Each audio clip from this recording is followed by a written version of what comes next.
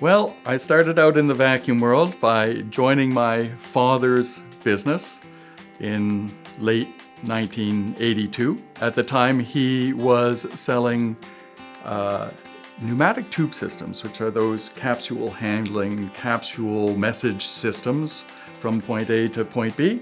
What I found in sales was that pneumatic tube systems at the time were a sunset industry. What that means is there's lots of big established players fighting over a diminishing market.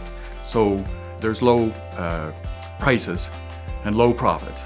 At the time, we had a principal called Lampson out of Syracuse, New York, and they sold both pneumatic tube systems, but also central vacuum systems. They're a blower manufacturer, so they sold central vacuums as a way to sell their blowers. So I phoned them up, and since they didn't have any actual presence in Canada, they gave it to me. By 1992, we were Lampson's third largest rep. We were buying at the time all of our equipment through Lampson. What happened was we had a fabricator just walked in and cold called and said that he could build pulse jet filter separator receivers for us. I was anxious to start moving fabrication away from Lampson because they never fixed equipment that was wrong. If there was a design issue, it never got fixed. If you know that something is wrong, you need to fix it, right? I started using the new fabricator, but that meant that I had to also teach myself design in order to do this, or I had to learn CAD to start doing the drawings. Once I started on CAD, that meant that I could fabricate more and more of our equipment locally rather than buying it from Syracuse.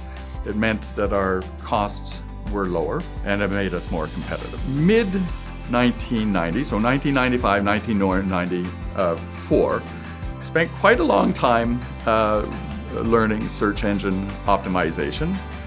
Once we got that going, things really started to take off well. The internet really allowed us to scale nicely. So when my dad retired in the early 2000s, I started Northwind Air Systems and we created the name DuroVac. That's the early portion on how I actually got sucked into the vacuum cleaner game. I'm head of design, and I do like to design equipment that specifically allows us to compete.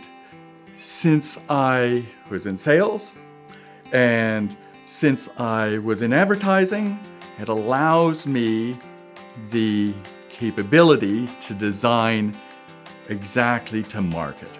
If you do it properly, you can make a machine that is very targeted to your customer, has a very good chance of selling versus the competition. And if you do it really well, you will bother the competition. And I really, really like to bother the competition. I believe that planned obsolescence is an enemy. There's a disrespect shown to your customer if you are not making a product as well and as good as you possibly can. In all of the time that I've been doing business, every warranty situation that we've come up against has been denied as vigorously as our suppliers can possibly get. Way under 10% of warranty claims were handled in any sort of way that I was satisfied. And when it came time to have my own business, I made sure that we have the best warranty in the industry. If something goes wrong, you, Mr. Customer, shouldn't have to pay anything. I will ship the product to you, a spare part or whatever it is, to you free. If it's required to be installed, we will hire somebody or make sure that it gets installed for free, for really actually free. But what a good warranty actually requires is that you have to fix something that is a warranty issue right away. As you go down this fix it immediately path is with a machine that lasts 5 to 10 times longer than your competition. Companies in this industry on purpose design their vacuum cleaners, and this is commercial and industrial and residential, so that you have to buy filters every 4 to 5 months. Vacuum cleaner companies live on their parts sales. They don't live on their equipment sales. Parts sales have a way higher margin. They're making a lot of money for no reason. It's disrespectful. Planned obsolescence is hugely, hugely bad for the world, and people are angry about it. And I believe that it is respectful to the customers and the planet to make things as long-lasting as they possibly can. Everybody can get passionate about planned obsolescence. Everybody has a refrigerator story, or that darned washing machine. I've had to fix the timer on that thing. Your brand is a living organism, and you need to protect it and live it and believe it. If you disrespect your customers, it will be a hindrance to your growth. If you're doing the opposite of that, your customers will be much more likely to do business with you. If I am distributing positivity, then I will receive more positivity back than I would get as negativity.